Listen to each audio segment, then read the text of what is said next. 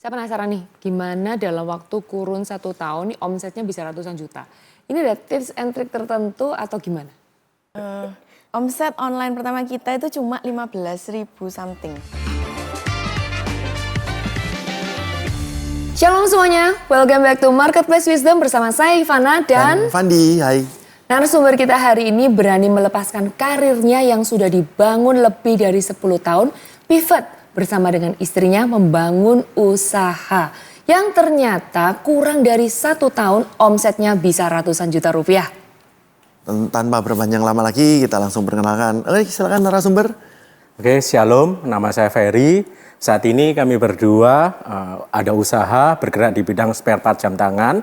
Dan juga saat ini kami berdua melayani sebagai coach di pengembalaan Gereja Surabaya Barat, GMS Surabaya Barat. Ya. Nah, shalom, nama saya Anita. Saya juga melayani di gereja di divisi service ministry. Dan bekerja juga ya? Iya. Begitu. Oke, gimana? Maksudnya gini, sudah berapa lama kerja di pekerjaan yang lama dan kenapa akhirnya memutuskan untuk akhirnya pivot? Oke, sebelumnya mungkin saya bisa sharing dulu awal-awal kita. Kita menikah di tahun 2020.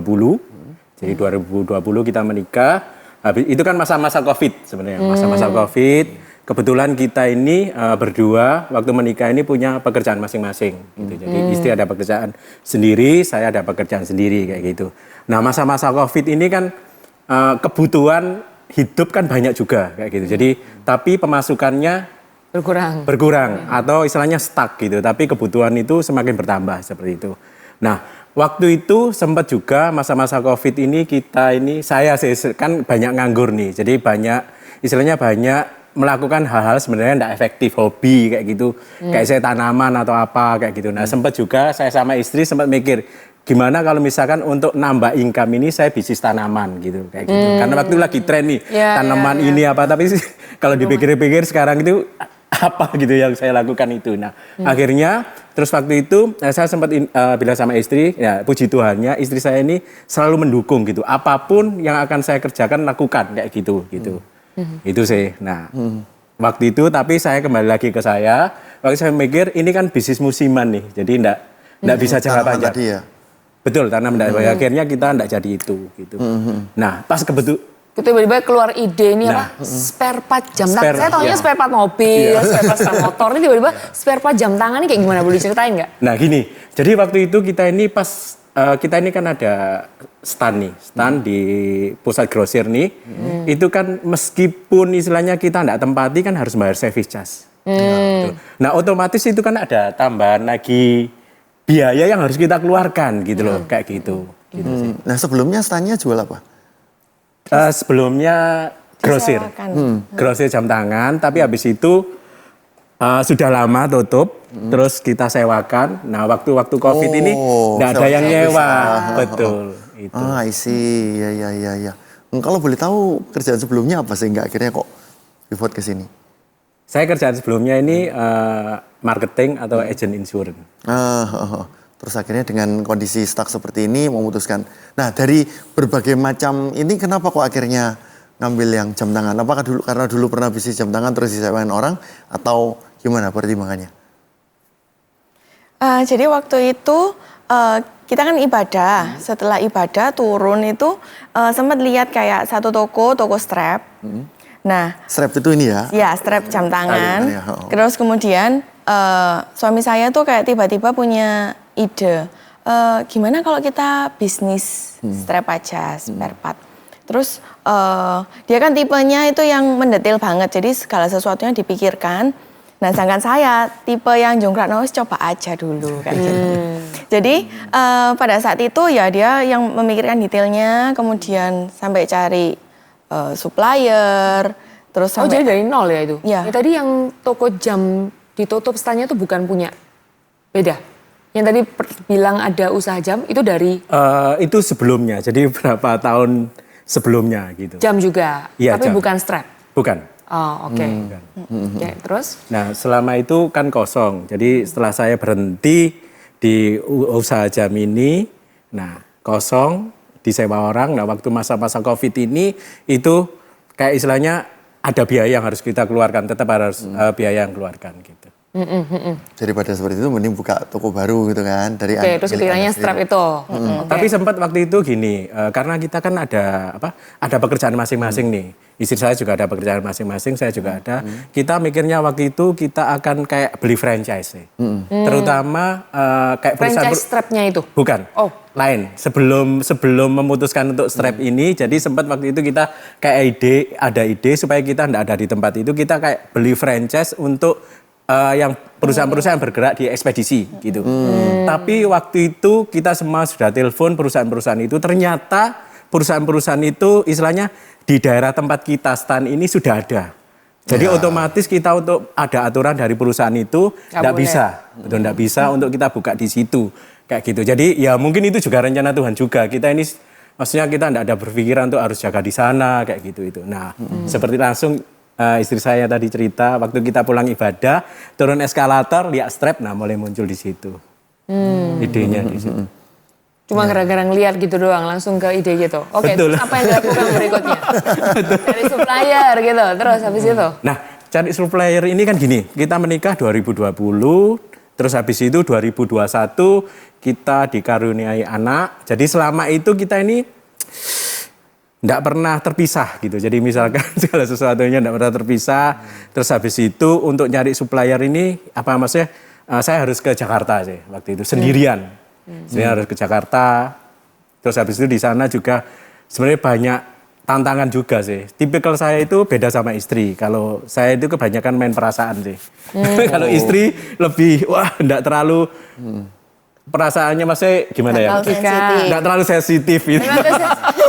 Nah, pengaruhnya apa? Maksudnya Pengaruhnya di sini. Waktu itu kan saya strap ini sama sekali tidak tahu. Kalau misalkan dari nol. jam itu kan misalnya tiba-tiba jam ini aja. Kalau strap kan benar-benar spare part ini banyak gitu. Dari mulai kaca, mesin, ukuran strap apa semuanya kan banyak, baterai semuanya.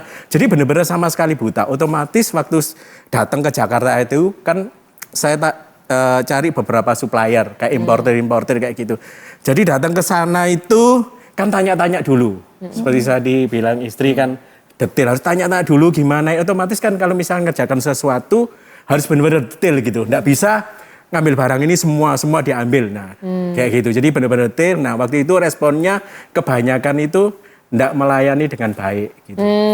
Jadi saya sensitif gitu. Ya betul. Terus langsung sensitif. Terus telepon istri yang kondisinya seperti ini, wis nggak usah buka usaha ini aja gitu loh. Mungkin karena perasaannya kena ya Kak. mentalnya kena duluan.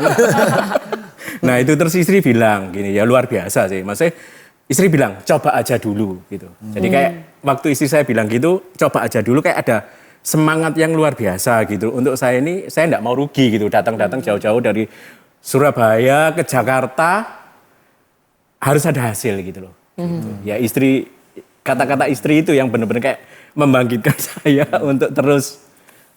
Nggak, saya lihat bisnis Anda ini kan unik ya, karena ya jujur saya ini tidak pakai jam tangan. Jadi, saya juga. Nah, jadi pertanyaannya adalah, ya seberapa sering sih orang itu sampai harus Ganti butuh strap spare ya? part, ganti strap atau ganti part gitu. Apalagi misalnya dengan berapa banyak orang yang pakai jam dengan yang harga sekian, berapa banyak orang yang dengan harga sekian. Nah itu ya pertanyaan adalah, kenapa Anda begitu yakin pasarnya besar?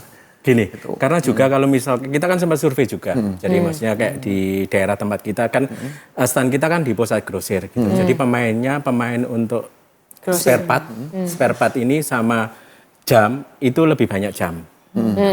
Nah kebanyakan dari situ otomatis saya lihat kayak pangsa pasarnya itu pasti banyak kayak gitu. Dan juga semua orang kan punya jam tangan. Mungkin dari Semua gitu udah nggak punya. dari misalkan tapi nggak pakai. sama smartwatch juga kita jalan bergerak di situ. smartwatch juga Iya, bisa. strapnya juga bisa kayak gitu. Jadi mulai dari tempernya, jadi semuanya itu kita lagi, maksudnya kita ini Lengkapin ya lengkapin untuk betul barangnya. kayak gitu. Jadi nah dari situ juga kita lihat bahwa istilahnya ini pemain grosir jam tangannya banyak, yang untuk yang strapnya nggak banyak, ya akhirnya kita kayak istilahnya Ide ya untuk mutusin, oh ini kompetitor saya nggak banyak nih. betul masuk aja aku. betul gitu. Karena kita juga saat ini juga bukan hanya strap, kita spare part jam dinding kita juga ada. Oh. Jadi spare part jam dinding, jam tangan itu Nah kalau boleh sekalian nanya dulu deh, sorry sekalian potong. Ada kira-kira misalnya dalam 5 tahun misalnya, itu berapa kali dia sampai harus ganti strap? Contoh kalau misalnya casing handphone gitu ya, kadang-kadang ada orang yang mungkin berapa bulan sekali ganti casing gitu ya. Seperti itu. Nah kalau misalnya pernah nggak mikir seperti itu? Jadi ini kan untuk sustainable-nya bisnisnya kalian juga kan? Betul. Gitu. Jadi gini, kalau misalkan strap ini kan juga kayak sebenarnya kayak fashion baju gitu. Jadi otomatis jadi ada fashion. colornya, ada warnanya. Misalkan 1 jam supaya kelihatannya jam baru, diganti aja strapnya warnanya misalkan diganti yang merah atau hitam atau misalkan soft pink seperti itu. Jadi jam 1 dengan strap yang variasi ini sudah kelihatan baru. Yang sering ganti-ganti strap seperti ini tuh kebutuhannya untuk yang jam kelas menengah atas atau menengah bawah malah? Kalau saat ini di kita imbang gitu. Oh gitu? Iya, betul. Jadi kalau misalkan ada beberapa istilahnya customer yang benar-benar mau yang benar-benar full kulit, kayak misalkan stainless apa semuanya itu, oke. Nah ini sebagai entrepreneur yang nol, ya kan? Kasarnya nggak ada pengalaman sama sekali. Itu kira-kira di awal-awal itu tantangan terberatnya kayak gimana ya? Sayang. Mungkin kalau misalnya orang mikirnya tantangan ya, tapi kalau kita mungkin karena kita maksudnya benar-benar kayak udah dalam Tuhan ya. Jadi kita ngerasanya itu sebuah proses gitu loh. Oke. Dan proses yang waktu itu kayak kita nyari supplier, saya sama anak kan juga pernah ikut nih ke Jakarta, either naik mobil, pernah juga naik kereta. Jadi benar-benar mungkin kalau orang lihat kok Cek Melani ini atau kayak kok Soro sampai bawa anak yang masih kecil kayak gitu. Tapi ketika kita menjalani itu kayak somehow kayak proses yang menyenangkan gitu loh. Jadi so far kalau tanya tantangan startup awal itu kita nggak merasa bahwa itu tantangan. Jadi kita merasanya itu bahwa itu proses yang apa ya, proses untuk mengembangkan karena juga dilakukan sama-sama. Jadi kayak feel-nya beda. I see. Ya kayak seperti si istri saya katakan kayak istilahnya selalu support gitu loh. Dalam suka dan duka kan ya luar biasa waktu naik kereta itu cerita luar biasa sih. Mungkin kalau tantangan itu apa ya, awal-awal ya menemukan kayak distributor atau supplier yang tepat. Itu kan nggak bisa random karena di dunia ini kan ya maksudnya kadang ada yang sudah bayar barangnya nggak dikirim. Karena kan kalau misalnya kayak sekarang kita juga puji Tuhan sudah bisa kayak impor sendiri. Jadi kayak benar-benar itu kan harus lunas dulu baru barangnya dikirim. Ya. Nah, ya puji Tuhan selama ini tuh kayak oke gitu sih. Jadi belum pernah ketipu ya, Ma? Betul. Ya semoga Nggak minta. tidak.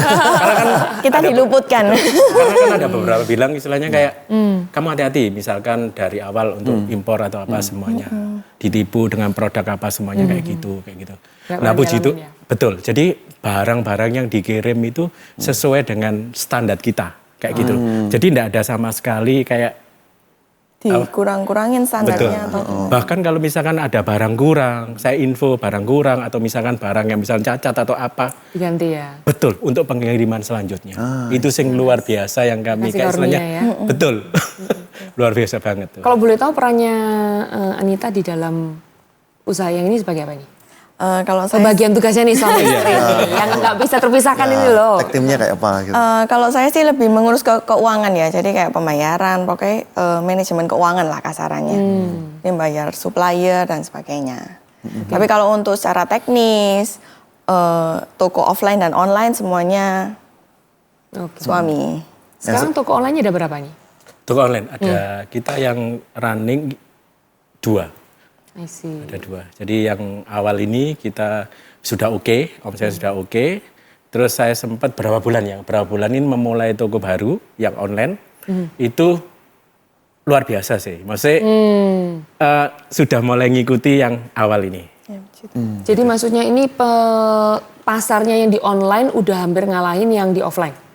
Kalau saat ini pasarnya lebih banyak di online. Oh malah banyak di online. I see. Betul, dari 2 toko baru ini. Kita juga ada plan, ada 1 toko lagi yang nanti ngurus istri lagi progres ini. Offline juga? Online. Online. Oh online, Betul. I see. Kalau yang offline kita juga maksudnya 2000 ini kita percaya bahwa karena semua karena Tuhan kayak gitu. Jadi 2002 kita ada satu 2022. 2022 kita ada satu start, 2023 puji Tuhan kayak melebarkan ke Oh digedein standnya. betul I see. untuk offline-nya kayak gitu. Jadi kita sama-sama kayak istilahnya sekarang itu memikirkan untuk yang offline ini juga oke, ada perkembangan dan untuk online-nya juga marketplace kita juga tetap memikirkan itu. Karena untuk sampai saat ini semuanya saya handle sendiri.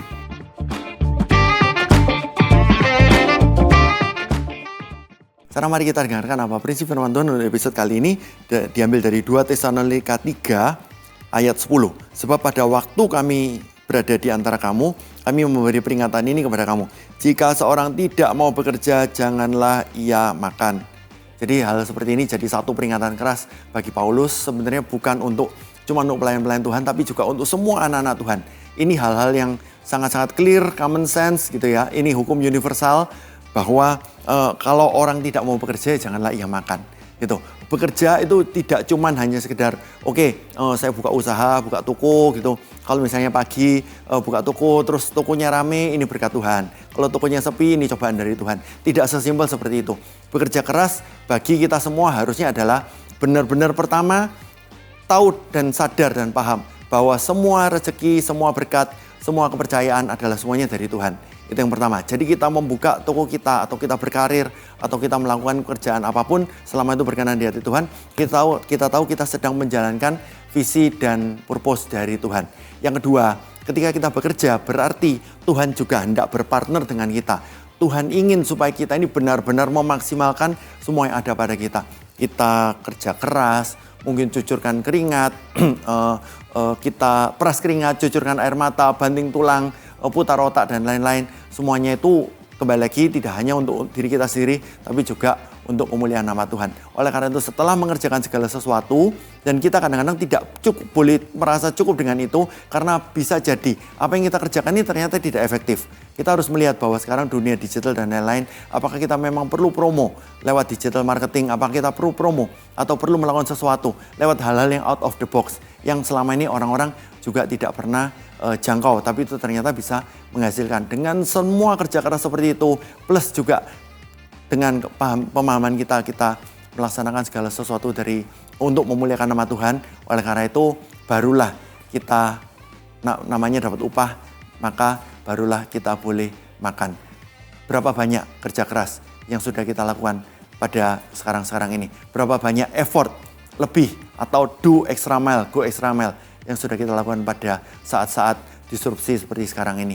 Dan saya yakin kita semua, ayo kita kasih yang terbaik buat Tuhan, kita kerjakan yang terbaik, dan saya percaya setelah itu, bagi kita semua, setelah kita bekerja, barulah kita boleh makan. Setelah kita bekerja, barulah kita boleh merasakan hasil-hasil dan berkat yang Tuhan sediakan untuk kita. Tuhan Yesus memberkati.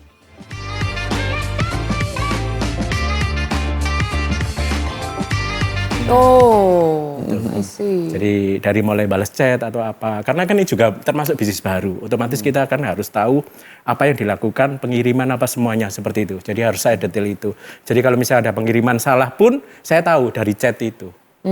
Soalnya di-handle sendiri Mas. Betul, saat ini masih di-handle Nah, sendiri. effort seperti apa untuk membangun online? Jadi ini juga jadi pelajaran buat teman-teman semua yang sudah bisnisnya sudah separuh jalan gitu ya, yang di offline, terus ternyata juga harus memulai online. Itu soalnya dengar-dengar kan sampai belajar banyak gitu ya, sampai nggak tidur gitu. Gimana? Kalau dari saya yang mengamati luar biasa sih. Jadi startup online awal itu benar-benar dia itu tipenya kan detail. Jadi mempelajari satu persatu sampai kayak lihat kompetitor itu kayak gimana sih. Terus sampai mempelajari kayak cara deskripsi. Terus supaya produknya itu akhirnya dilihat banyak orang ya. Jadi kayak ada tips-tips. Gimana tips? Maksudnya apa yang dikerjakan? Jadi kita ini kan istilahnya kayak ada nilai-nilai di KMS. Nilai-nilai benar-benar melakukan segala sesuatu harus sesuai dengan firman Tuhan kayak gitu. Kalau misalkan baik online maupun offline pun ada satu prinsip yang kita pegang itu. Jadi banyak waktu saya mulai karena online ini waktu itu awal-awalnya itu karena saya ngambil barang banyak. Terus perputarannya kurang bagus. Otomatis kan harus memikirkan untuk padahal saya ini gaptek kayak gitu sih. Bener-bener gaptek, nggak ngerti online itu apa. Bener-bener waktu saya seperti saya bilang belajar, terus habis itu ada satu kebenaran banyak teman-teman tuh nyarankan gini, kamu cari orang untuk Pembelian fiktif. pembelian fiktif supaya naik apa supaya kayak gitu. Surya, Betul apa betul. gitu ya. Iya, iya. Saya selama membangun toko online saya, baik yang pertama yang kedua ini, tidak pernah melakukan itu. Gitu. Jadi semuanya itu benar-benar kayak istilahnya Organik. Iya. organik betul, organik gitu sih. Dan itu berapa lama harga yang harus dibayar untuk kira-kira butuh berapa lama? Berapa Untuk 1 bulan nonstop sampai malam-malam nggak tidur atau Kalau sampai sekarang masih benar-benar Kalau belajar handle harus semua. terus ya berarti Betul, ya. handle semua. Karena kalau misalkan pangsa-pasar online, otomatis kan kita harus update produk apa kayak gitu. Supaya kita tetap posisinya itu bahkan dari produk-produk kita itu kebanyakan 10 besar penjualan. 10 besar penjualan. I see. Jadi harus update terus. Dan juga kita ini kayak istilahnya ada beberapa, ya puji Tuhan istri saya bilang tadi, kita bisa datangkan barang dari luar, atau cari barang yang berbeda. Tapi kualitasnya yang bagus, yang tidak dipunyai oleh komputer lain seperti itu. Jadi update terus. Itu belanjanya ke luar negeri untuk lihat. Betul. Nah sekarang saya mau tanya ini, tadi sudah disenggol-senggol tentang inventory gitu ya. Bagaimana cara memanage stok karena spare part itu hubungannya masih dengan kepeningan atau sakit kepalanya di inventory. Barangnya bisa Yang ini kecil-kecil laku, sekali yang ini loh. nggak laku, yang ini kalau udah kadang datengin misalnya 1 kontainer ternyata kok nggak laku atau gimana. Nah itu gimana cara Anda memanage inventory? Oke, jadi gini, ya puji Tuhan kita ini benar-benar mulai bisnis ini dari nol nol. Otomatis istilahnya kita kan untuk yang pangsa pasar Indo ini importir yang mana kita ini tahu gitu loh. Jadi barang-barang mana yang laku, barang-barang. Jadi kita ini kayak istilahnya ngambil barang dari luar itu yang benar-benar sudah Udah tahu pasarnya? betul gitu. Gitu. Jadi kita untuk istilahnya tadi kayak istilahnya apa ya? Meminimalkan barang Meminimalkan itu. yang nggak keluar gitu ya. Tapi tadi kan sempat cerita juga ya bahwa ada barang banyak terus masuk ke bisnis online. Seperti itu ya, ada stok banyak. Nah, kira-kira apa yang dilakukan supaya tidak terjadi lagi? Itu misalnya pas salah gitu. Dan datangin semuanya misalnya warna biru. Ternyata biru ini bukan warna yang favorit. Sekarang warna Maksudnya favorit apa? Ada riset-riset yang dilakukan sebelumnya betul. untuk hal tersebut? Oke, pas kebetulan barang yang banyak itu memang barang yang di online itu lagi dibutuhkan. Jadi waktu itu sebenarnya ya habis semua. Gitu. Jadi tepat sasaran ya. Iya betul. Strateginya. Kayak istilahnya Tuhan luar biasa sih. Maksudnya ngambil barang pun kebanyakan tapi ternyata di pangsa-pangsa online ini bisa jalan gitu. Untuk saat ini ya itu sih. Ya Pak ya. Dari Kalau sekarang puji Tuhannya kadang kan kita beli di supplier harus yang jumlahnya sampai ribuan. Nah kita menemukan supplier itu nggak sampai sing kita harus satu warna berapa ribu gitu nggak. Jadi kita pesen sesuai kebutuhannya kita. Jadi ada kayak gradoli kapan pesen lagi kayak gitu sih. Oke, saya penasaran nih, gimana dalam waktu kurun 1 tahun nih omsetnya bisa ratusan juta. Ini ada tips and trick tertentu atau gimana? apa ya? Omset online pertama kita itu cuma 15.000 something. Jadi kayak dalam yang aku lihat suami saya tuh kayak kerja keras sih. Maksudnya dia itu terus mau inovasi meskipun dia bilang gaptek, tapi dia itu benar-benar mau belajar gitu loh dan konsisten. Menurutku itu salah satu kunci yang benar-benar kenapa kok akhirnya omsetnya bisa sampai naik terus juga stabil dan bertambah kayak gitu sih.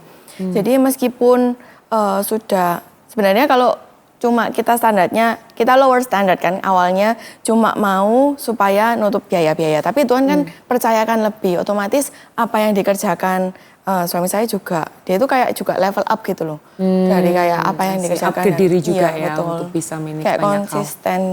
Dan juga ini sih, dan juga untuk yang di offline kita kan juga istilahnya juga harus berkembang terus. Untuk istilahnya banyak juga istilahnya importer yang di tempat kita, kebetulan tempat kita yang tadi saya bilang di pusat grosir, otomatis kan mereka bisa datangkan barang atau semuanya. Tapi istilahnya juga saya percaya bahwa itu juga hikmat Tuhan juga istilahnya untuk datangkan barang atau semuanya. Untuk kebanyakan saat ini yang di tempat grosir itu offline itu juga ngambil ke kita, padahal kita ini pemain baru gitu. Kalau mereka kan sudah puluhan tahun di sana. Ya itu kayak istilahnya kasih karunia Tuhan yang luar biasa yang terjadi atas kayak apa ya? Percepatan yang dilakukan Tuhan kayak gitu ya. Amazing banget sih Tuhan bekerja dalam segala aspek Oke. Ya, kita percaya waktu kita melangkah semuanya Tuhan kayak lipat kali gandakan apa yang kita kerjakan. Jadi kunci keberhasilan itu dekat sama Tuhan, ya. Amin. Oke, thank you buat waktunya. Sekarang kalau boleh bisa mendoakan untuk teman-teman kita, terutama yang masih membangun bisnis ya. Mungkin juga ada yang pivot nih dari usaha yang sebelumnya dan lain sebagainya, bisa minta didoakan untuk dikasih kekuatan. Yang masih awal-awal 15.000 tadi. Iya, mungkin lagi di masa-masa itu ya. Ya, silakan. Tuhan, terima kasih Tuhan buat hari ini, buat kasih karunia-Mu atas kehidupan siap kami Tuhan. Tuhan, saat ini kami bersepakat berdoa Tuhan untuk setiap anak-anak-Mu, setiap jemaat-Mu yang menyaksikan tayangan ini Tuhan. Yang hari-hari ini Tuhan, untuk merindukan Tuhan, bisnis baru Tuhan. Kami berdoa di dalam nama Tuhan Yesus Kristus Tuhan. Engkau berikan hikmat-Mu buat setiap mereka dalam nama Tuhan Yesus Kristus Tuhan. Biarlah apapun yang mereka alami saat ini, biarlah mereka selalu dekat padamu Tuhan, selalu mengasihi Engkau, selalu memberikan yang terbaik buat Engkau Tuhan. Karena kami tahu Tuhan, waktu kehidupan siap kami Tuhan memprioritaskan Engkau Tuhan, maka Engkau akan menambahkan segala sesuatunya Tuhan atas setiap kami Tuhan. Dan juga saat ini kalau misalkan di antara setiap kami Tuhan yang sudah memulai bisnis tapi menghadapi banyak tantangan Tuhan.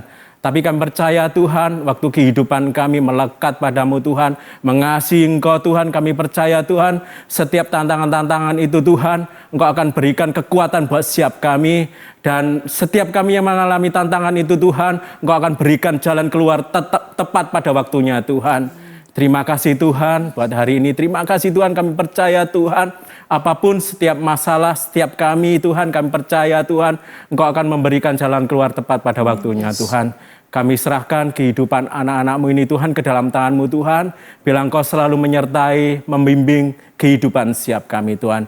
Dalam nama Tuhan Yesus Kristus kami berdoa dan mengucap syukur. Haleluya. Amin. Amin. Thank you ya. Thank you. Bro Yang Ferry, namanya Neta. percepatan dan kasih karunia kalau dalam Tuhan itu tidak mengenal batas. Ya. Yes. Jadi jangan pernah lepasin Tuhan. Tapi tentunya harus upgrade diri terus menerus dan konsistensi kerja keras tadi sama yang pernah sudah diceritakan. Dan tadi saya tuh terberkati banget waktu ada yang bilang, hah tantangan? Nggak ada tantangan gitu ya. Jadi itu ngomong soal bagaimana kita memandang gitu ya. Setiap tantangan tuh dianggap sebuah proses ya. Saya percaya bagaimana cara pandang kita terhadap sebuah masalah itu penting. Menentukan bagaimana nantinya kita bisa menang. Yes. Oke, so thank you udah stay tune sama kita. Jangan lupa untuk like dan subscribe. Kalau misalnya ada topik yang mau kita bawakan, langsung aja tulis di komen. Ya, jangan lupa follow Instagram Games Diskon. Ini di promo Diskon terus, iya oke. dong. Jangan lupa di follow ya, oke. Thank you semuanya, see you di Marketplace Wisdom berikutnya. Bye-bye. Bye-bye, God bless.